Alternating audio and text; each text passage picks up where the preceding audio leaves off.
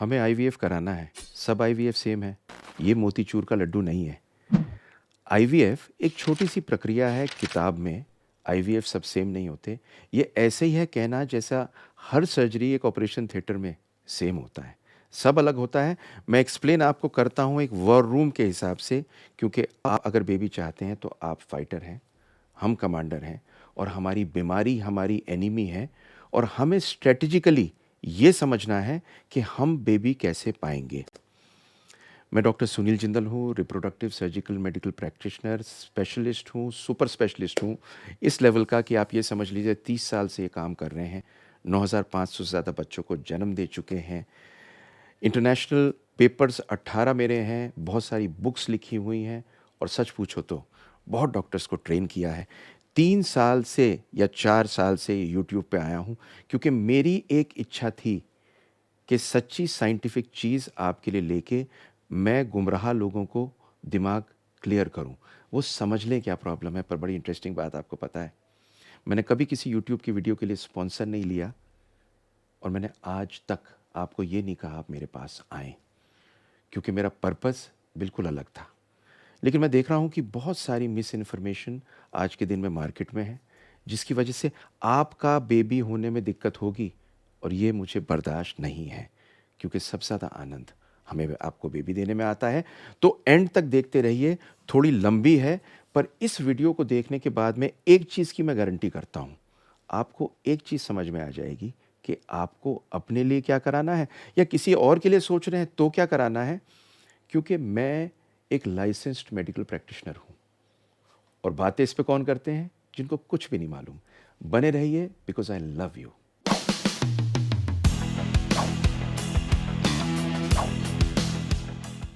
अब छोटी सी बात समझिए, आईवीएफ है क्या। आईवीएफ के अंदर आपके अंडे लेके नॉर्मल नंबर ऑफ स्पर्म्स चाहिए, उसमें मिला के इंतज़ार करते हैं कि एक स्पर्म अंडे में प्रवेशित होगा, बेबी बनेगा, और बेबी को फिर हम बच्चेदानी में रखेंगे। ये ऐसा है जैसे कहीं पे आप जंग के लिए सोल्जर्स को जाना है, सोल्जर स्पर्म्स को मान लीजिए, और जब ये जाते हैं ये हवाई जहाज़ से गिराए जाते हैं, और ये अपने आप धीरे धीरे करके अंदर जाएं। और प्रॉब्लम क्या हुई कि बहुत बार अंडे के अंदर स्पर्म जा नहीं पाते थे। क्यों? स्पर्म कमज़ोर हैं, स्पर्म का नंबर कम है, स्पर्म की मोटिलिटी कम है, स्पर्म का डीएनए खराब है, या स्पर्म है ही नहीं। तो बड़ी परेशानी हुई। लेकिन पेलेरेमो एक ऐसे साइंटिस्ट थे जिन्होंने दुनिया को बदल दिया, और इन्होंने पता क्या किया, इक्सी का इजाद किया। इक्सी होता है जब एक पर्टिकुलर स्पर्म को उठा के, एक स्पर्म बाल के 1,000वें हिस्से जितना होता है, उठाने के बाद में इसको अंडे में इंजेक्ट करके और अंदर पहुंचा के बेबी बनाने का काम करते हैं। इक्सी ऐसा है जैसे किसी बहुत ही इलीट कमांडो को उठा के माइक्रोस्कोप के नीचे अंडे में इंजेक्ट कर दिया। ये ऐसा है जैसे कोई प्रिसीजन गाइडेड मिसाइल, ऐसा नहीं कि कहीं पे छोड़ दिया। अब इक्सी इतनी बड़ी प्रोसीजर है कि इसमें सिर्फ मशीन की कहानी नहीं है, गिनती के लोग इस मशीन पर बैठ के काम कर सकते हैं, क्योंकि काम इतना ट्रेंड है। और ये इक्सी का काम हम पिछले 25 सालों से कर रहे हैं। लेकिन इंपॉर्टेंट बात पता है क्या है, इक्सी आईवीएफ नहीं है। लेकिन इसके आगे की आपको एक बात बताता हूं इंटरेस्टिंग। आपने स्पर्म जो उठा के डाला वो कैसा है, मतलब या तो कोई फौजी है ही नहीं। जब आपके पास कोई फौजी नहीं है बैटलफील्ड पे तो कहाँ से डालेंगे, मतलब कोई स्पर्म नहीं है।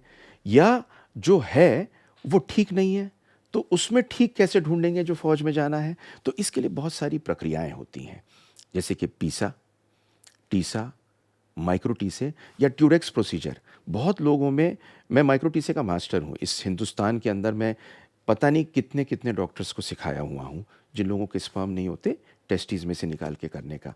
लेकिन जिन लोगों का डीएनए खराब होता है स्पर्म का, उनका कई बार बेहतर रिजल्ट के लिए आपको टेस्टिस में से स्पर्म निकालना पड़ता है। ये टीसा से निकल सकते हैं, या ट्यूरेक्स प्रोसीजर एक कमाल का प्रोसीजर है नीडल से जिससे मैं निकालता हूँ। इससे पूरी टेस्टिस खोलने से बच जाती है, लेकिन स्पर्म मिल सकते हैं। ये सिर्फ आईवीएफ नहीं है, ये दुनिया की सबसे ज़्यादा कटिंग एज टेक्नोलॉजी की स्टोरी है। और इसके अंदर एनेस्थीसिया चाहिए, सर्जिकल रूम चाहिए, माइक्रोस्कोप्स चाहिए, यूरोलॉजी का एक्सपीरियंस चाहिए, गिनती के लोग करते हैं और सबसे इम्पॉर्टेंट बात, इसके लिए वो प्रिसीजन चाहिए जो कहीं नहीं होती। अब आते हैं कि साहब डीएनए फ्रेगमेंटेशन क्या होता है। तो डीएनए फ्रेगमेंटेशन का मतलब होता है कि सब कुछ नॉर्मल लग रहा है पर डीएनए का ब्लूप्रिंट टूटा हुआ है। इसे डीएनए फ्रेगमेंटेशन कहते हैं। ये ऐसा है जिसे कोई सोल्जर ठीक तो लग रहा है लेकिन वो मिशन पे नहीं जा सकता। जब भी उससे स्पर्म से हम ऐसे से फर्टिलाइज करेंगे तो या तो एम्ब्रियो इम्प्लांट होने में दिक्कत होता है या मिसकैरेज रेट बहुत हाई होता है। इस पे मेरे इंटरनेशनल पेपर्स हैं, इसके ऊपर रिव्यू आर्टिकल्स हैं। तो हम करते क्या हैं? डीएनए फ्रेगमेंटेशन में हम स्पेशल डीएनए फिल्टर्स लगा के उनको देखते हैं स्पर्म्स को जिनमें डीएनए फ्रेगमेंटेशन ना हो, और टेस्टिस तक में से निकाल के ढूंढ के अच्छे स्पर्म को यूज़ करते हैं। क्यों? जिससे ठीक डीएनए का हम स्पर्म दे सकें, स्पेशली उन लोगों में जिनमें अंडे पॉलीसिस्टिक हैं या अंडे गड़बड़ हैं, जिससे उनको बेबी हम पॉसिबली दे सकें। ये इसलिए नहीं करते कि इसकी वजह से कॉस्ट पड़ रही है, इसलिए कर रहे हैं क्योंकि ये करेक्ट काम है, मेहनत का काम है, अच्छा काम है, और साइंस कहता है ये करने से आपके चांसेस प्रेगनेंसी के और उसे कैरी करने के ज़्यादा होते हैं। तो आप जो करा रहे हैं ये कोई ऐसा नहीं कि एक मोतीचूर का लड्डू है। ये एक मिशन है जिस पे हम जा रहे हैं, और बहुत लोग सिर्फ आईवीएफ करते हैं, ये एक सच्चाई है। और अगर आपका स्पर्म कम है, कमज़ोर है, डीएनए खराब है, तो आईवीएफ से बेबी नहीं होना, आप टाइम वेस्ट कर रहे हैं।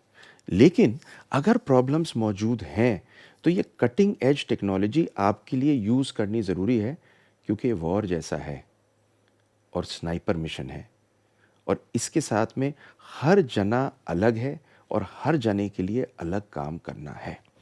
मैं आपको एक एग्जांपल देता हूँ, ये रियल टाइम एग्जांपल है। मेरे पेशेंट जो बम्बई में चाय की रेडी लगाते हैं, मुझे नहीं मालूम था, बाद में मालूम चला, मेरे पास में आए अपनी वाइफ के साथ। स्पर्म्स नहीं थे। अब जब स्पर्म्स नहीं थे और कह रहे हैं कि मुझे अपना ही स्पर्म का चाहिए, तो आईवीएफ तो नहीं हो सकता। तो क्या करेंगे? हम सबसे आगे का प्रोसीजर इस दुनिया का, जो अवेलेबिलिटी बहुत कम जगह पे होती है, इनफैक्ट बहुत लोग करते ही नहीं, टेक्निकली बहुत मुश्किल है, पर मैं करता हूँ। इनकी टेस्टिस को खोल के, इनका स्पर्म निकाल के, उसे छील के, अच्छा स्पर्म निकाल के अंडे में प्रवेशित करा के, और इनके 2 एम्ब्रियो ट्रांसफ़र किए। आज ये प्रेग्नेंट हैं। अब सबसे इम्पोर्टेंट बात हमें पता है, एक राइट प्लान थी, एक राइट सिस्टम था, और लेटेस्ट टेक्नोलॉजी इस वर्ल्ड की यूज़ कर रहे थे अफोर्डेबल करके एक चाय वाले के लिए। चाय वाला कहने में मेरे को कोई कहानी चाय वाले की नहीं है। मैं ये दर्शाना चाहता हूँ कि मेरे लिए चाहे आप बहुत अमीर हों और चाहे आप बहुत गरीब हों, आप किसी भी रिलीजन के हों, आप किसी भी कास्ट क्रीड के हों, बिल्कुल आर्मी की तरह आप एक आर्मी मैन हो। मैं इतना प्राउड हूँ अपनी इंडियन आर्मी का, बिकॉज़ जब मैं उन्हें बैठे हुए देखता हूँ तो मुझे कई बार लगता है ऐसे वॉर रूम में बैठ के मैं काम करता हूँ, और कोशिश करते हैं प्रिसीजन से आपको दे सकें। इनकी स्टोरी आप देख सकते हैं, मैं रिलेटेड वीडियो डाल रहा हूँ। और ये क्यों दे रहा हूँ आपको स्टोरी? इनका दिल कितना बड़ा है कि खड़े होके ये कह सकते हैं कि अगर हमारे हुए तो आपके हुए। अगर आपका आईवीएफ फेल हुआ हो, नहीं हुआ हो, आप चिंता मत करिए, सक्सेस हर बार नहीं होती, 30 से 40% सक्सेस होती है। लेकिन प्रिसिजन से काम करने से आपको बेबी मिलता है। मैं चाहता हूँ आपके बेबी हो, सबके हों, मिस इन्फॉर्मेशन से दूर रहें, सच को समझें, क्योंकि पता है आईवीएफ क्लिनिक्स में आप एक वॉर कमांडर हैं, और वो इसलिए क्योंकि बहुत स्ट्रेटजी से इस दुनिया की बेस्ट चीज़ें यूज़ करके हम चाहते हैं आपके बेबी हो। I love you all.